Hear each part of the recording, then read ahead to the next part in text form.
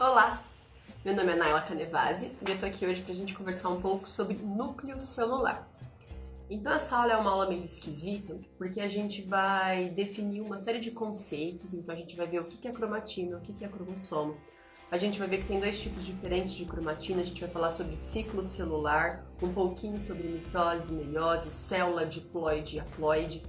Então são vários conceitos que talvez essa seja a primeira vez que você esteja tendo contato com esses conceitos todos. E se você ficar preso só nos conceitos, talvez não faça muito sentido para você estudar isso. Aí eu quero que você entenda que na verdade todos esses conceitos que a gente trabalha nessa aula de núcleo, eles são pré-requisitos para você continuar os seus estudos dentro da biologia. E quanto mais você volta nisso e quanto mais você estuda as outras coisas, melhor fica o seu entendimento sobre essas coisas que a gente vai conversar hoje. Então você precisa ter bastante paciência. E entendendo isso que eu tô falando e acolhendo as suas perguntas, e à medida que você vai estudando, essas perguntas vão sendo respondidas ou não, daí você, sei lá, vai lá, pergunta pro professor e tal. Mas a ideia é que essas perguntas sejam todas respondidas depois. Então eu coloquei aqui pra gente, primeira coisa. Então, se a gente está estudando o núcleo celular, que fique bem claro que a gente está olhando para células que são eucarióticas. Então, a gente tem dois tipões de células, né? Tem aquelas células que têm um núcleo organizado e são para essas células que a gente está olhando, células eucarióticas. Mas tem também aquelas células de bactérias que são células bem mais simples, elas não têm núcleo organizado e aí são células procarióticas. O que te ajuda a lembrar é que carion significa núcleo. Você vai ver em várias palavras na biologia esse termo aqui. Carion quer dizer núcleo, eu verdadeiro. Então essas são as células que têm núcleo de verdade. Uma outra coisa que a gente vai comentar é que o período de vida da célula é chamado de intérfase ou interfase, tanto faz. Então uma célula surge e quando ela surge, ela começa a sua vida nessa interfase. E aí ela prossegue cuidando da vida dela. Então assim, nesse período de interfase, ela está fazendo um monte de coisas. Ela cresce, ela sintetiza proteínas, ela respira ou fermenta para produzir ATP, tem uma série de reações metabólicas acontecendo ali. Nesse momento ela cuida da vida dela, faz aquilo que ela tem que fazer. Então existe muita atividade, ela está lá. E aí pode ser que essa célula chegue um momento em que ela vá se dividir. Daí a gente fala que ela entrou em divisão celular. Então, a gente tem dentro desse ciclo celular o início da vida da célula em interfase e aí a gente tem a divisão celular, que vai culminar no surgimento de novas células. Então, é um períodozão mesmo. E então eu coloquei aqui pra gente que a gente só enxerga o núcleo quando essa célula está no momento da interfase. Então, mesmo as células eucarióticas só vão apresentar um núcleo organizado nesse momento. Quando ela entrar em divisão, esse núcleo se desorganiza momentaneamente. E existem duas divisões celulares, mitose e meiose. A ideia é que tenha um vídeo para cada uma delas, para a gente estudar melhor. Daí eu coloquei então aqui pra gente entender essa estrutura do núcleo.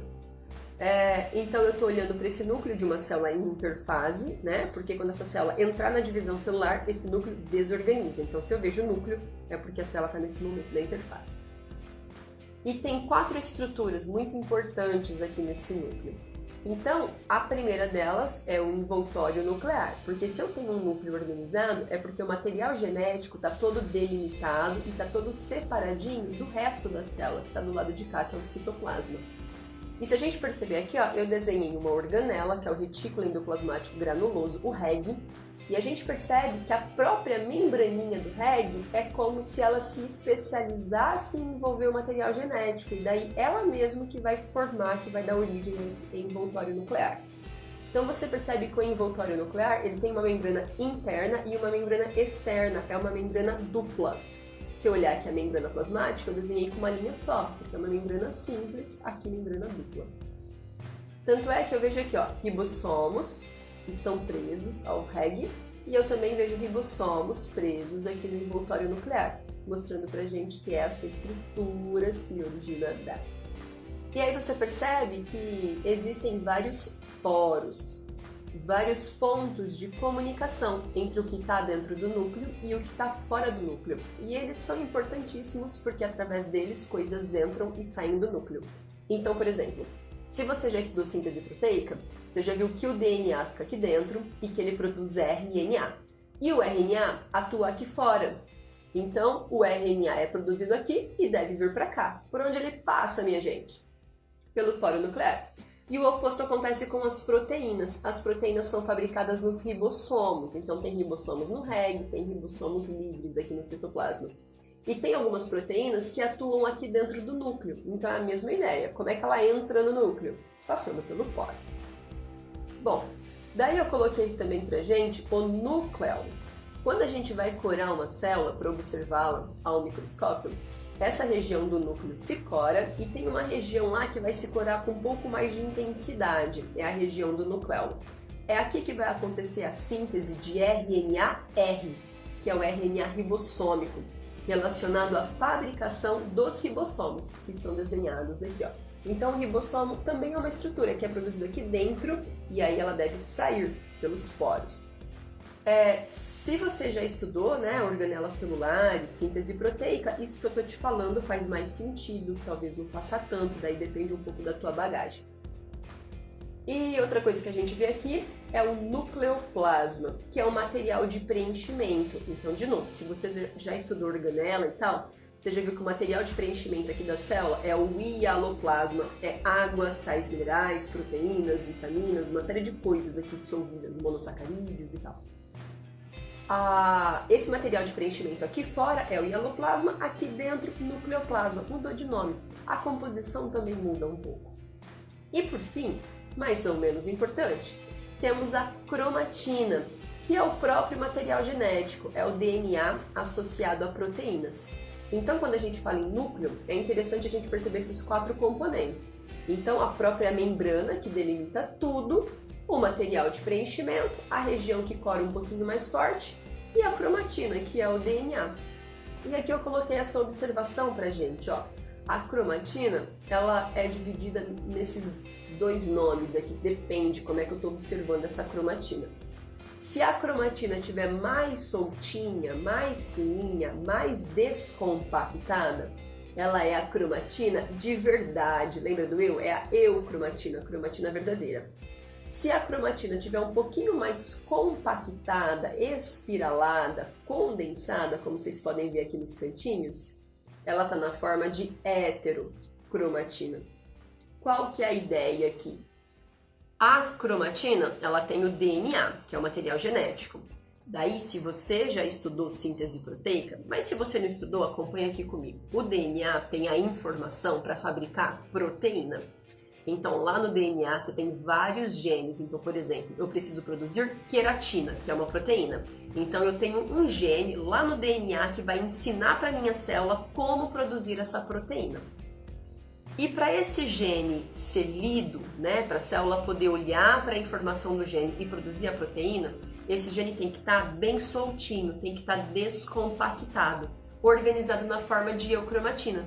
Só que tem vários genes que não são ativos, que não são lidos dentro da célula. Daí esses genes ficam tudo compactadozinho na forma de heterocromatina.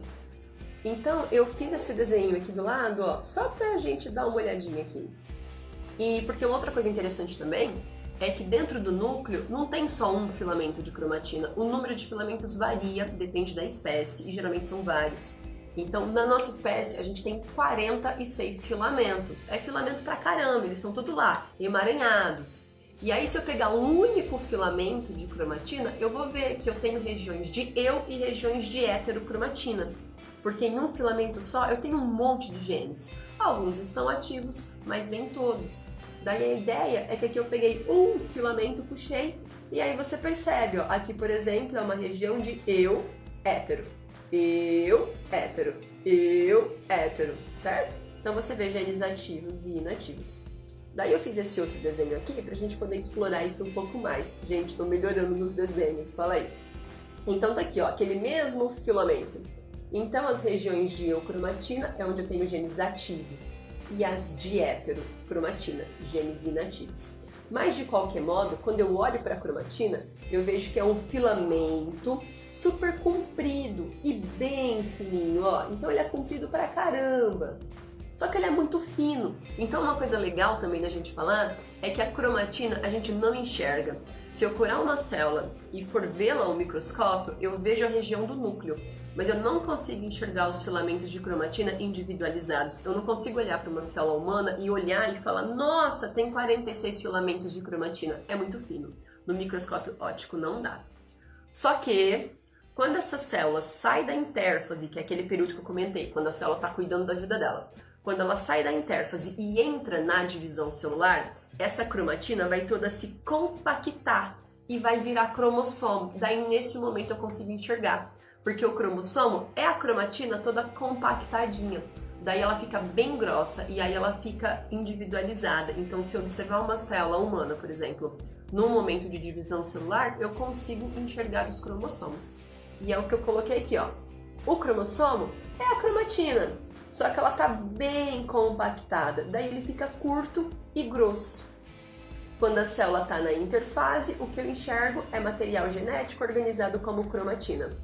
Quando essa célula começa a divisão celular, a gente vai ver que a primeira etapa é a prófase. Nesse momento ela compacta. Na última etapa da divisão celular, que é a telófase, ela vai descompactar. Então o material genético vai ficar ora sim, ora sim. Depende qual que é o estágio de vida da célula, se ela está na interfase ou se ela está na divisão celular. Uma outra coisa que eu queria comentar também, que eu acho que fica mais fácil de você entender o que é essa história de gene ativo e de gene inativo, é que assim, ó, todas as células de um mesmo indivíduo têm exatamente os mesmos filamentos de cromatina, têm exatamente os mesmos genes. Então, se eu pegar uma célula da minha pele e pegar uma célula do meu pâncreas, eu vou encontrar os mesmos 46 filamentos, os mesmos genes. O que vai mudar de uma célula para outra são genes que estão funcionando, são genes que estão ativos. Porque, por exemplo, a célula da minha pele precisa produzir queratina, que é uma proteína que vai impermeabilizar a minha pele. É a mesma que a gente tem no cabelo, que a gente tem na unha. Então, aqui na célula da minha pele, esse gene que vai comandar a produção da queratina está ativo. Então, ele está lá naquela região de eukromatina. Agora, lá na célula do meu pâncreas, não precisa produzir queratina. Então, lá no pâncreas, aquele gene está na forma de heterocromatina. Não está ativo.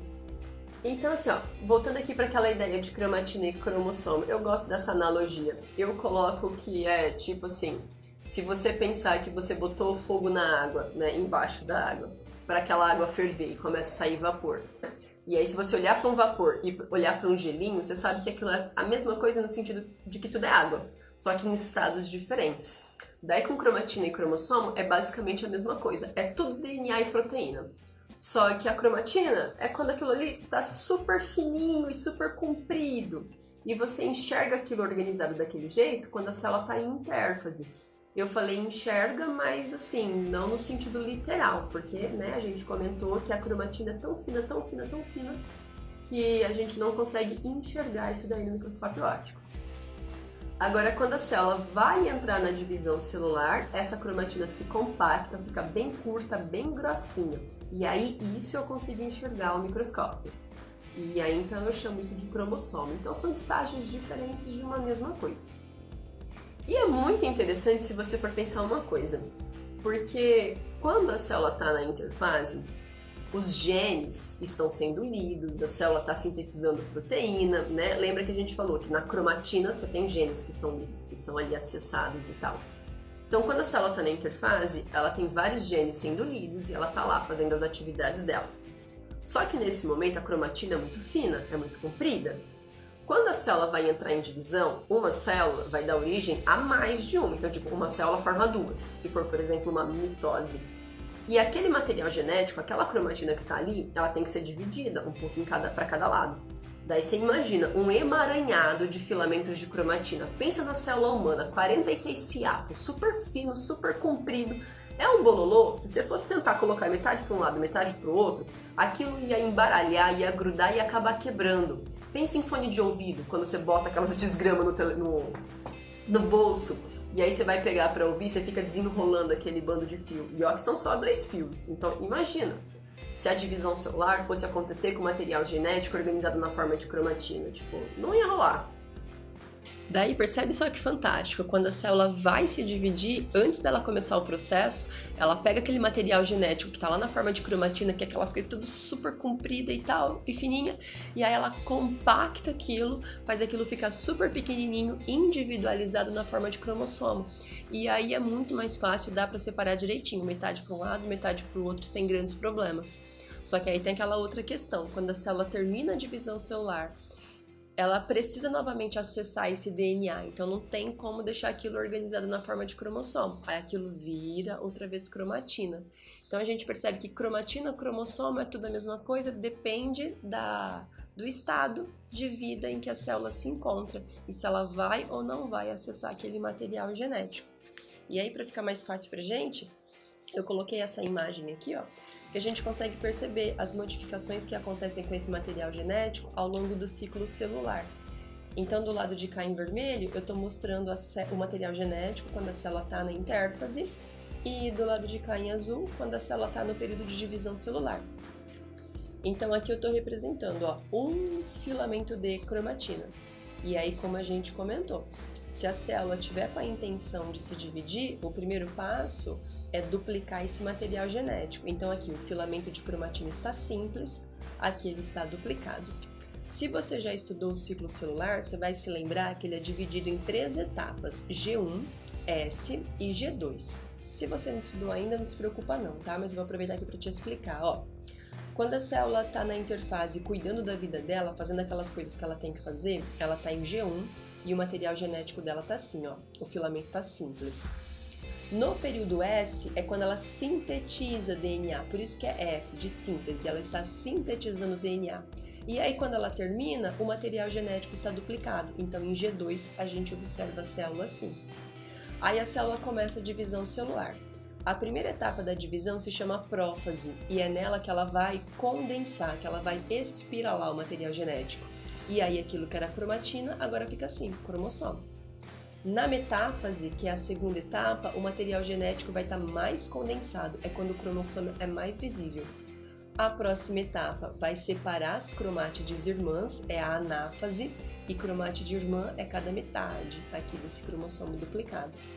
E a última etapa, que é a telófase, vai descondensar o cromossomo, e aí ele volta a ser cromatina.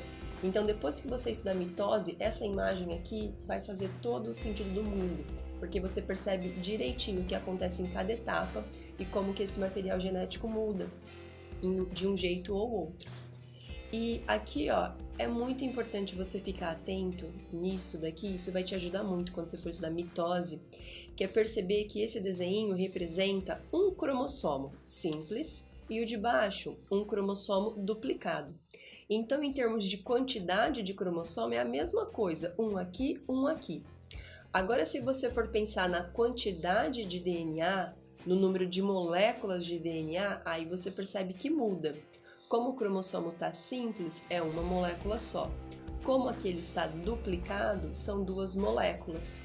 E aí, cada metade corresponde a uma cromátide. Então, eu coloquei aqui em laranja, essa é uma cromátide, aqui em verde, outra cromátide. Então, cromossomos duplicados têm 2 cromátides, 2 moléculas de DNA. Cromossomo simples, uma só. Essa outra imagem que eu coloquei aqui, ó, também é boa para a gente perceber uma outra questão. Quando a gente está estudando DNA, a gente tem aquela preocupação em representar aqui, ó, as 2 fitas que formam o DNA naquele arranjo de dupla hélice. Só que agora eu já não estou mais preocupada nesse nível de informação aqui. Agora eu já sei que o DNA se associa a proteínas para formar cromatina. Então eu estou representando o DNA só com essa linha. Então essa linha já representa para mim a molécula de DNA. E aí você vê que ela vai dando voltas em torno dessas coisas laranjas que são as histonas, são as proteínas. Aqui, essa imagem é a mesma que essa, mas como eu estou olhando um pouco mais de longe, eu já não estou representando as proteínas. Então, isso aqui já é um filamento de cromatina, só que aqui ele está simples, aqui ele está duplicado. E aqui eu percebo que houve aquela compactação, então aqui eu observo o cromossomo duplicado. E o que eu queria mostrar aqui para vocês também é a região do centrômero, essa região que mantém as duas cromátides unidas é o centrômero. Antes de haver a duplicação, a gente já consegue saber mais ou menos onde ele vai ficar. E a posição do centrômero muda em cada cromossomo. Então, por exemplo, você vê que ele pode ficar exatamente no meio, pode ficar um pouco deslocado do meio, pode ficar na pontinha ou pode ficar bem na extremidade. Isso daqui é típico, cada cromossomo já tem o seu jeitão. Então, se eu for pegar lá a espécie humana, são 46 cromossomos. Cada cromossomo já tem o centrômero do mesmo jeito, no mesmo lugar. Então, por exemplo, o cromossomo 1 de qualquer ser humano é sempre do mesmo tipo, com o centrômero sempre no mesmo lugar. Uma outra coisa que eu queria comentar aqui com vocês, ó. Então você percebe que isso representa o cromossomo duplicado, a região do centrômero está aqui. Cada uma das cromátides está aqui, então ó, essa é uma cromátide, essa é outra cromátide. E as duas a gente chama de cromátides irmãs. As cromátides irmãs são idênticas, porque elas vieram de uma duplicação, então antes era uma só, daí duplicou, então é igualzinho. E eu tô mostrando pra gente essas extremidadezinhas aqui do cromossomo, que são chamadas de telômeros. Os telômeros estão relacionados com envelhecimento celular, porque cada vez que a célula vai duplicar o material genético, é como se ela nunca conseguisse duplicar inteirinho, é como se sempre faltasse uma pontinha. Então, quanto maior o número de gerações, menor vai ficando o telômero. Então, é como se cada célula já tivesse um número limitado de divisões celulares que aquela linhagem pudesse sofrer. Porque chegaria um momento em que o telômero já estaria tão encurtado que começaria a faltar partes importantes, genes importantes, e aí não tem mais como aquelas células sobreviverem. Um outro momento que a gente tem agora para comentar é sobre cromossomo homólogo. Então, assim, ó, na primeira parte da aula, a gente caracterizou o núcleo e olhou cada uma das estruturas nucleares. Num segundo momento, a gente focou o nosso estudo na cromatina. Daí a gente viu a diferença entre cromatina e cromossomo e viu também que a cromatina ali tem aquelas duas partes, né? Eucromatina, heterocromatina, beleza. Aí agora é um terceiro momento. Agora a gente vai falar sobre cromossomos homólogos. Cromossomos homólogos são cromossomos que têm o mesmo tamanho, têm o centrômero na mesma posição e têm a mesma sequência de genes. Então, se a gente olhar aqui na imagem, você percebe que este cromossomo e este cromossomo, ó, centrômero na mesma posição, mesmo tamanho, e a gente usa as letras para representar os genes. Então, você vê que eles têm essa sequência de gene A, B e C. Eles não precisam ter a mesma versão do gene. Então, por exemplo, aqui eu coloquei Bzão, aqui eu coloquei Bzinho. Mas não importa, é tudo gene B. Então, estes cromossomos são cromossomos homólogos. E eu coloquei essa imagem aqui do lado para a gente perceber que essa imagem é a mesma coisa que essa. É que aqui eu representei os cromossomos de modo simples e aqui eles estão duplicados. E aí eu quero que você perceba que este cromossomo é este. Então tá aqui, ó, Azão, Bzão, Czinho. Tá aqui, ó, Azão, Bzão, Czinho. Só que ele tem duas cromátides irmãs e elas são, ó, idênticas. E este cromossomo aqui é este cromossomo aqui, ó. Mesma sequência, Azão, Bzinho, Czão.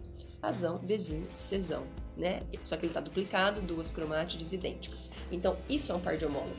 Isso é um par de homólogo também.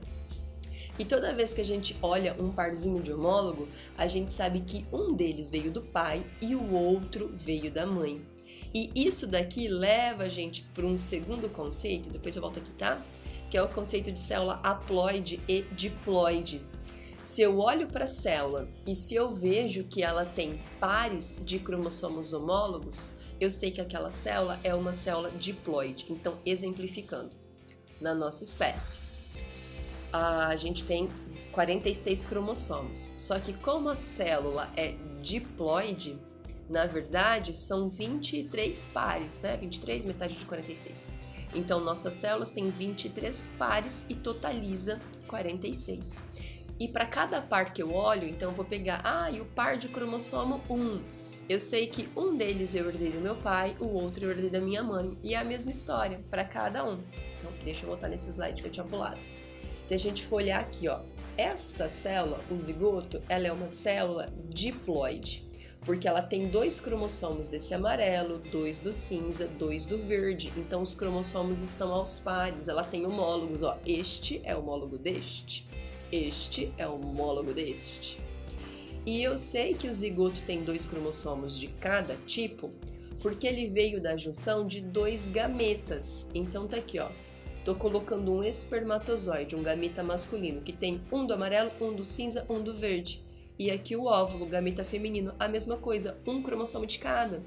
E aí você percebe que quando eles se juntarem, a célula resultante vai ter 2 cromossomos de cada. Então, gametas são células haploides. Zigotos são células diploides. A maioria das células que formam o corpo do indivíduo é diploide. A gente diz que elas são células somáticas. Soma quer dizer corpo. E as células somáticas são diploides. Tem 2 cromossomos de cada tipo. E a gente costuma representar assim, ó, a letra N para mostrar que ela é haploide e a letra 2N para falar que tá tudo aos pares. E depois do sinal de igual, a gente coloca quantos cromossomos existem no total. Então aqui você conta 3, N igual a 3. Mesma coisa aqui você conta 6, então 2N igual a 6. Se a gente for pensar na espécie humana, eu vou falar que o N é igual a 23, porque cada gameta tem 23 cromossomos. E eu vou falar que o 2N é 46.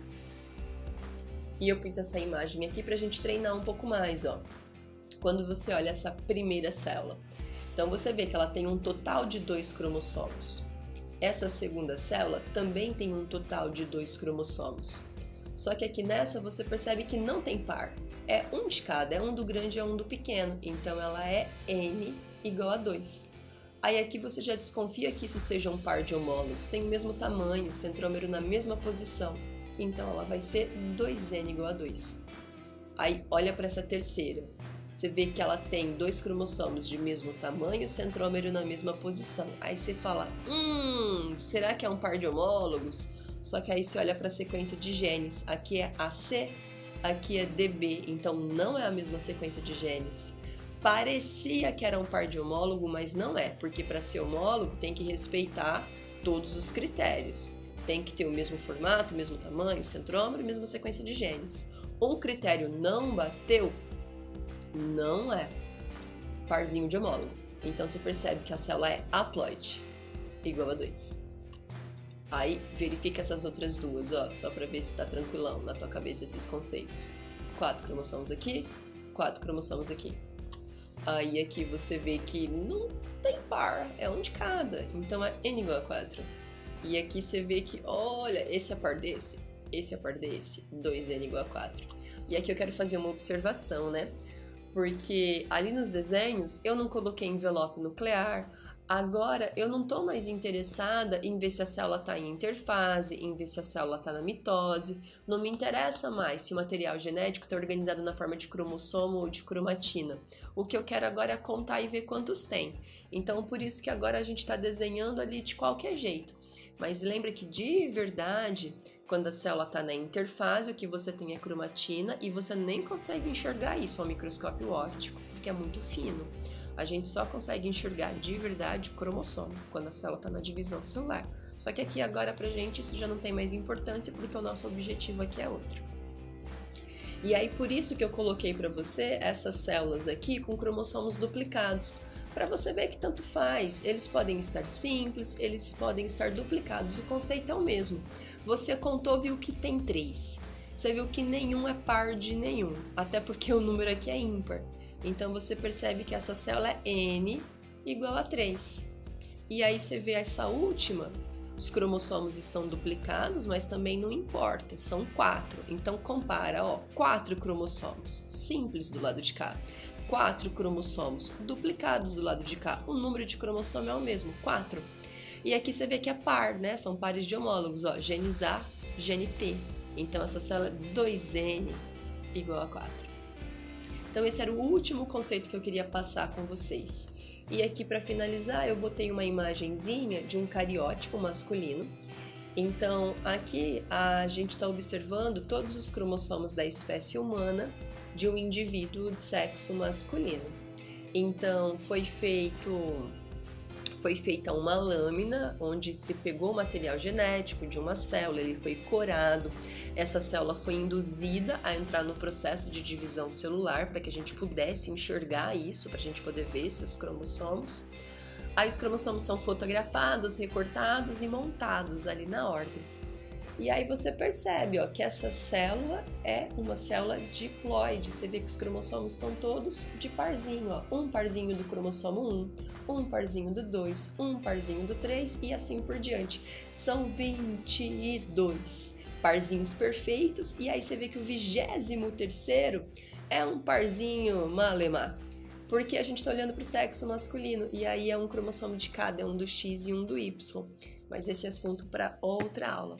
Tá bom? Então, mais ou menos isso, espero ter ajudado, bons estudos. Lembre que, assim, tipo, ouvir uma explicação é só o primeiro passo, né? Mas para você aprender de verdade, você tem que ouvir essa explicação pausando, fazendo as suas anotações e ler a teoria, tipo, no seu ritmo, do seu jeito, num bom livro-texto, faz toda a diferença, tá bom? Então, bons estudos, até mais!